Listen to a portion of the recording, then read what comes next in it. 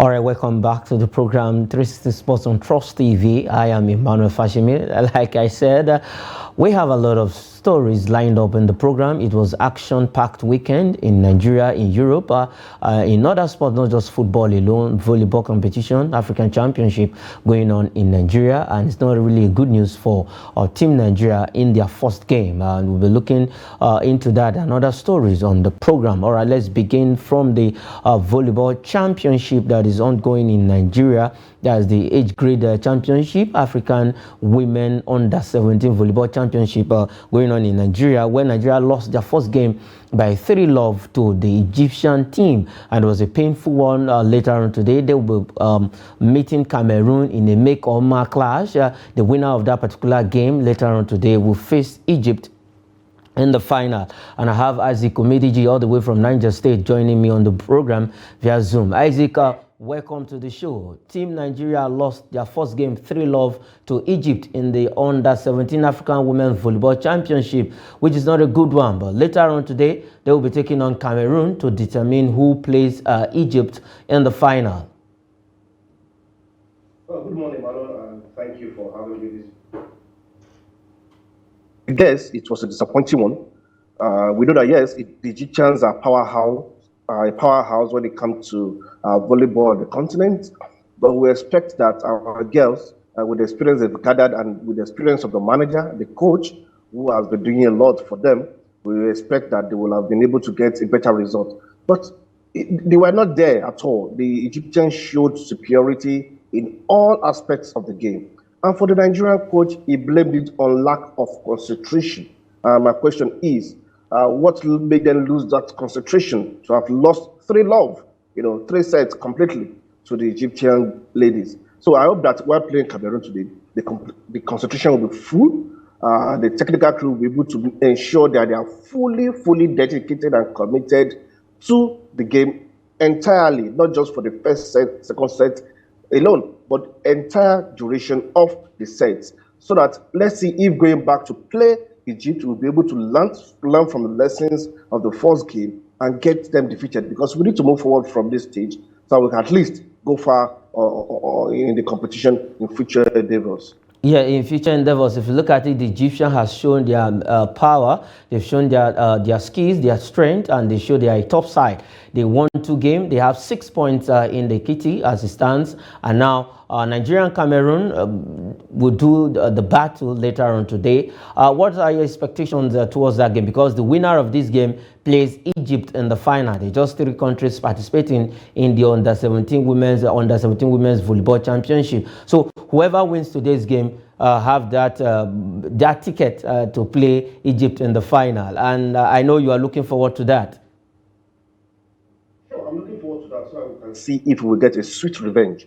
So the ladies must be able to get the victory, maximum victory against Cameroon. I'm just worried that the Egyptians are so confident, because the coach said that we came to Nigeria to win, and we will win our next game. And next game will be between the winner of Nigeria-Cameroon. So confident, they're speaking so confident. So let's hope that that will be much of a mind game that will not dampen the spirit of the girls. Talking about Nigerian girls, they are young girls, they're 17. Yes, it's more about experience, exposure, and getting the right knowledge, but winning is not out of it. So they just have to beat Cameroon today and get straight to the final against Egypt, the 3 nations tournament, and get a sweet revenge against Egypt if possible.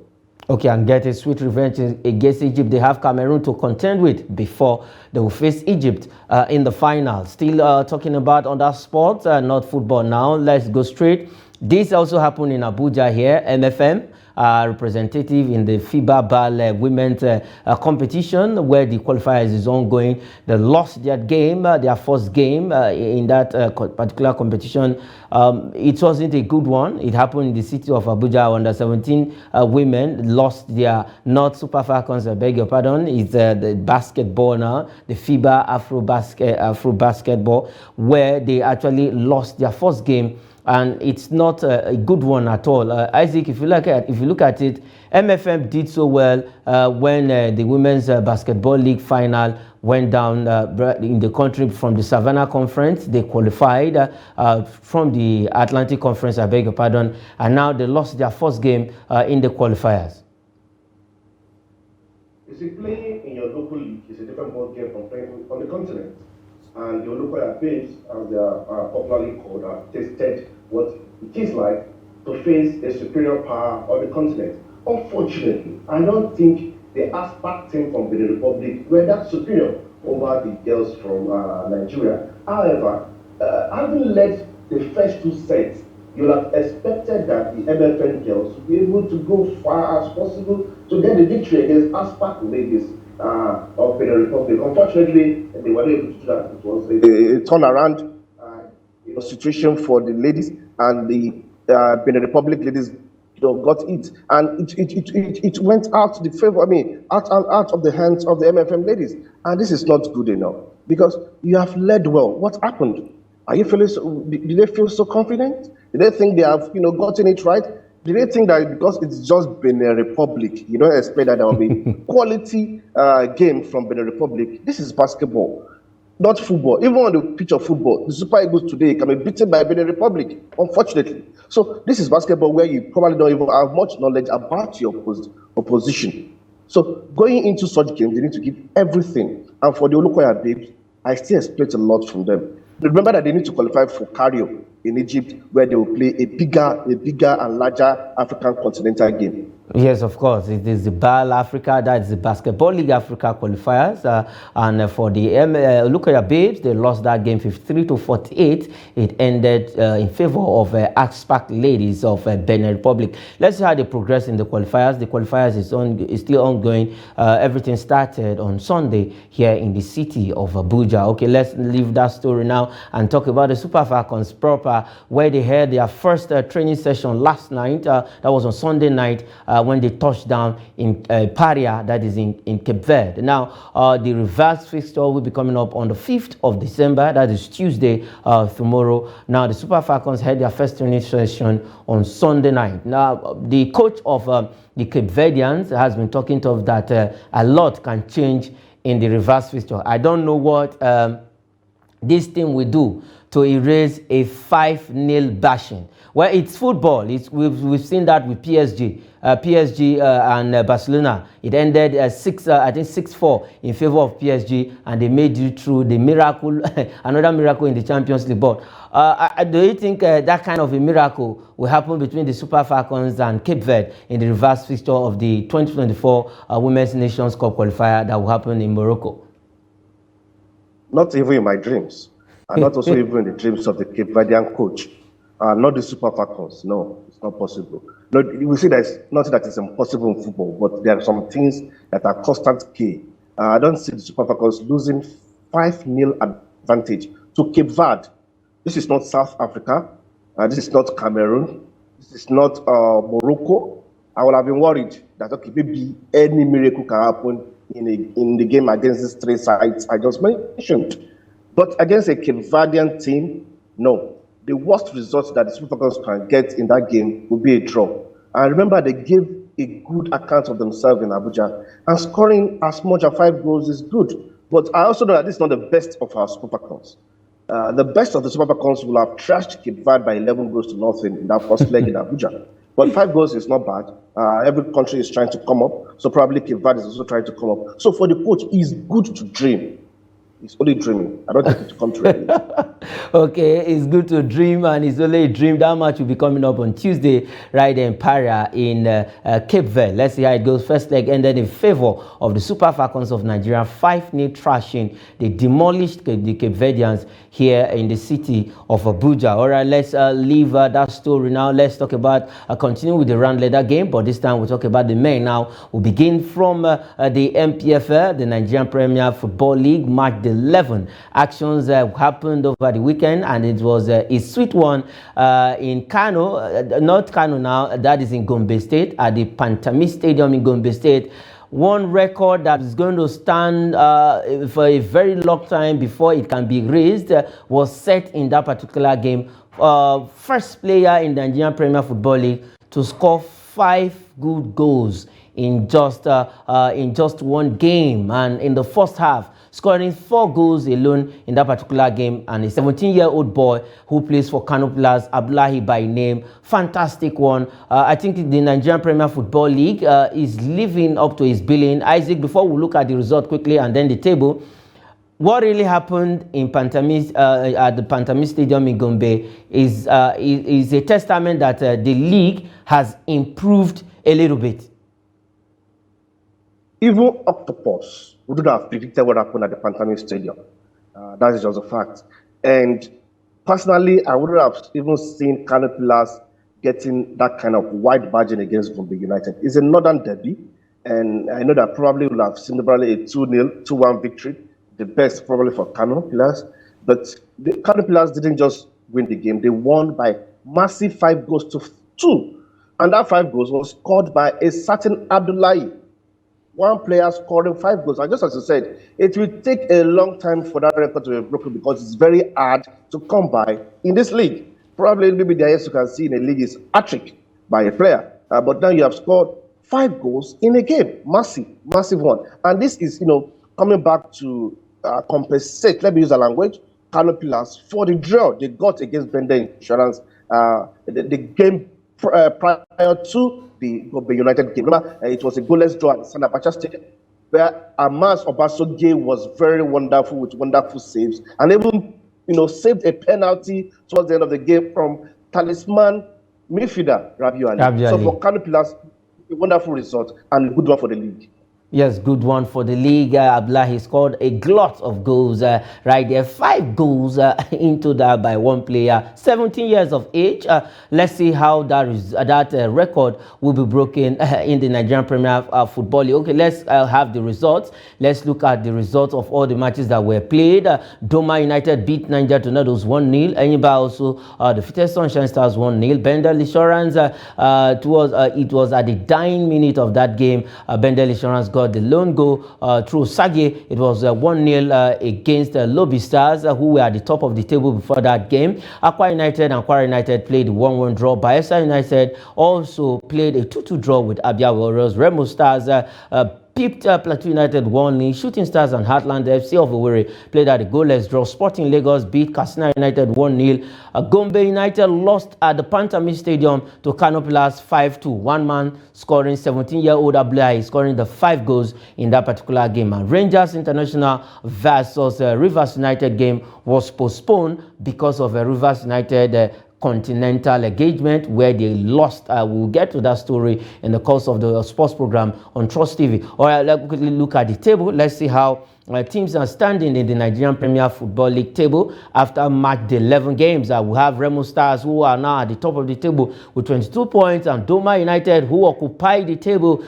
before Remo Stars game, and now have 21 points. 11 games they've played with 6 goal difference. Lobby Stars is on the 3rd position with 20 points.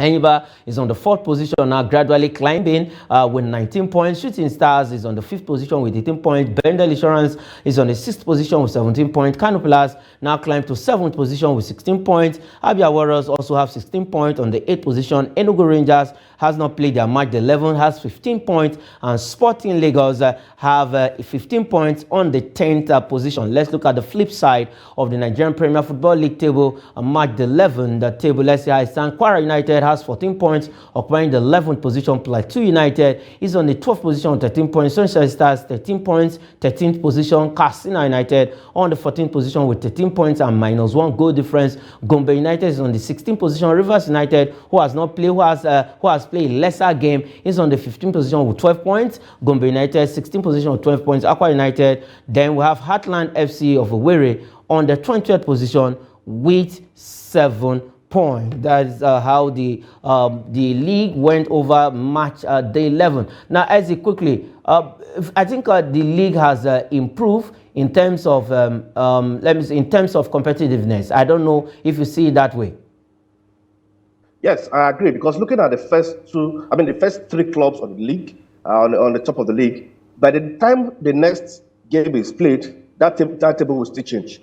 The 3rd team can go first, the 1st team can go 3rd. So that is the kind of competitiveness we want to see. And if you look at the teams on the mid-table, you see that it's either 1 point or same point between them. So it tells you that the league, we might not be there yet, but at least we have some improvement. And you can see teams going away to even get draws. Teams that you don't expect to get draws are getting draws away. There are so many draws in this particular last weekend of games, and it's impressive. It gives confidence to players to go and showcase themselves and not to lose hope that, well, we are playing away. We know that definitely we will still lose. So this is an opportunity for us to continue to improve on what we have gotten. And kudos to the management. Let them continue to make sure that all match officials are well monitored, and those who err should be punished.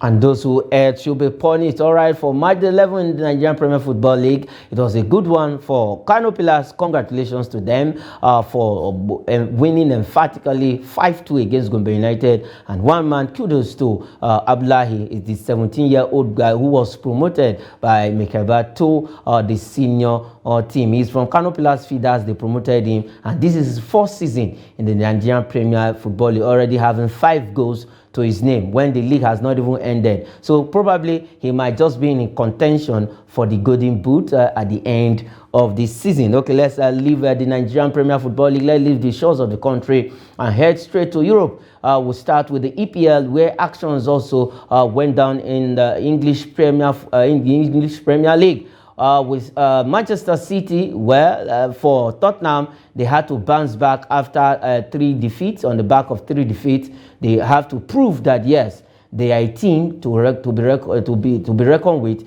When they went to Etihad and it ended on a 6-goal thriller, 3-3 ended at Etihad.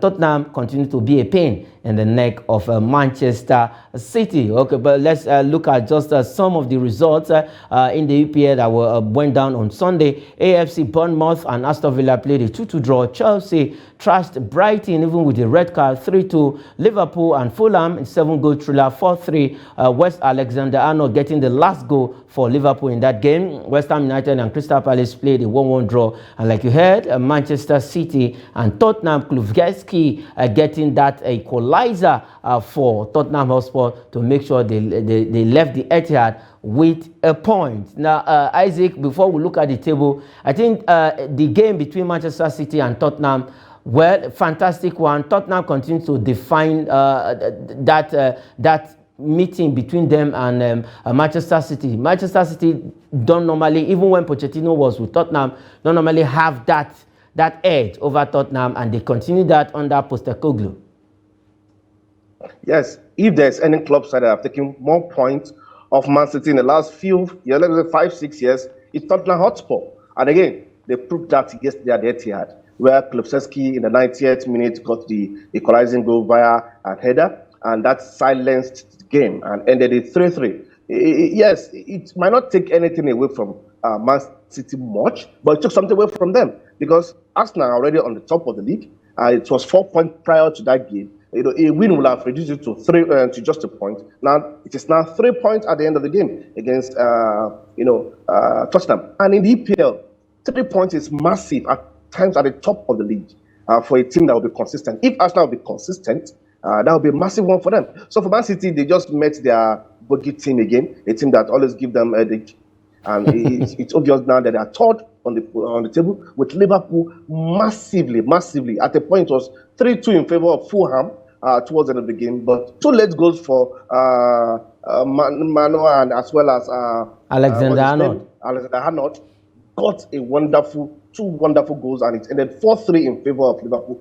That is character of champions, but they still need to exhibit more consistently. Yes, they still need to exhibit more consistency. That game 3-3 against Manchester City between them and Tottenham. Let's look at the table quickly. Let's go back to the table and see how our teams are standing. Arsenal, like you heard from Isaac, now have 33 points because they also won their game with 33 points at the top of the table. Liverpool is second with 31 points. Manchester City third with 30 points. Aston Villa pushing up gradually to that Champions League position, and now fourth with 29 points. Tottenham Hotspur, after that draw, have 27 points, now fifth position. Newcastle United, who beat Manchester United 1-0, now have 26 points. They leapfrog Manchester United to that sixth position. Manchester United -1 with 24 points, and Brighton, who lost to Chelsea, are on the 8th position with 22 points. West Ham United is on the 9th position, who played 1-1 with Crystal Palace, have 21 points. And Chelsea, after that win against Brighton, now back to the 10th position with 19 points. Let's look at the flip side of the table quickly. Now we have Brentford on the 11th position, Crystal Palace on the 12th position with 16 points, Wolves is on the 13th position with 15 points, Fulham is on the 14th position with 15 points also, Nottingham Forest is on the 15th position with 13 points, Bournemouth is on the 16th position with 13 points, and Luton Town moved to 17th position with 9 points, and Sheffield United is now back to the bottom of the table with 5 points. Burnley going ahead of Sheffield United now in the English Premier League. All right, let's leave the English Premier League and head straight to Europe. Still in Europe, I beg your pardon. Now we'll talk about the German Bundesliga, where Victor Boniface, I think the floodgate of scoring goals has opened for this man. He got the equalizer against Borussia Dortmund in that particular encounter. They remain the only team in Europe not to have tasted any defeat in all competition this season. Now let's look at the results of games in the German Bundesliga. Mainz 05 lost at home to SC Freiburg 1-0. Bayer Leverkusen and Borussia Dortmund played the 1-1 courtesy of Victor Boniface equalizer. FC Augsburg 2-1 against Eintracht Frankfurt. Borussia Mönchengladbach beat Hoffenheim 2-1 also. RB Leipzig 2-1 against Heidenheim, and the VfL Bochum 1848 3-1 against Wolfsburg. VfB Stuttgart beat Werder Bremen 2-0, and Bayern Munich and FC Union Berlin game was postponed due to weather condition in that area in Munich. That was why that game was postponed. Let's look at the table. I'm happy for Victor Boniface getting that equalizer. Now they have 35 points, 2 points ahead of Bayern Munich, who didn't play. VfB Stuttgart have 30 points on the 3rd position. Leipzig on the 4th position with 26 points. Borussia Dortmund is on the 5th position with 25 points, and we have Mönchengladbach on the 10th position with 16 points. Let's have the flip side of the table quickly. Let's look at the flip side of the table. Wolfsburg is on the 11th position with 16 points. We have Mainz Darmstadt on the 16th position with 9 points, and Mainz 05 is on the 17th position with 8 points, and Union Berlin is on the 18th position with 7 points. Isaac, I will not allow you to react to this quickly. Let's go straight to this story right about now. We have been looking at the Nigerian sports since the beginning of the year 2023. We know this is the last month of the year. Now we're looking at our highs and lows on the program. It's a continuation. Now we'll be looking at Tobi Amusan winning her Diamond League title for a 3rd consecutive time, equaling a record set by an American in that particular, defending that title after what happened to her in with AIU, that is the Athletics Integrity Unit, where they slammed her with something she done, where they say missing test whereabout and what have you. That dampened to her spirit in Budapest, but in the Diamond League she was able to do it, and she won that particular race. Isaac. Yes, it was a rough year for Tobi that is ending now on a very high note.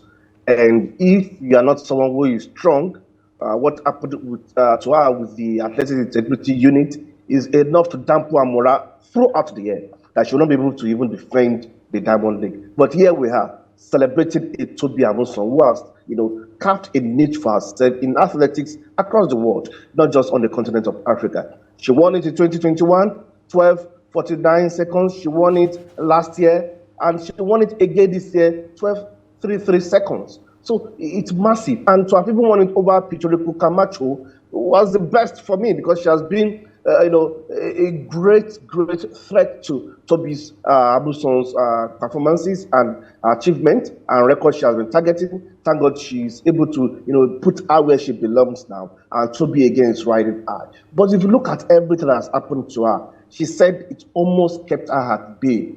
It affected her image, whether we like it or not. Unfortunately, she was cleared just 3 days to the International World Athletics Championship. That's the EPA. She ended 6th. But this time around, the Diamond League, she has made it her own. Winning it 3 times, the last 3 years is massive.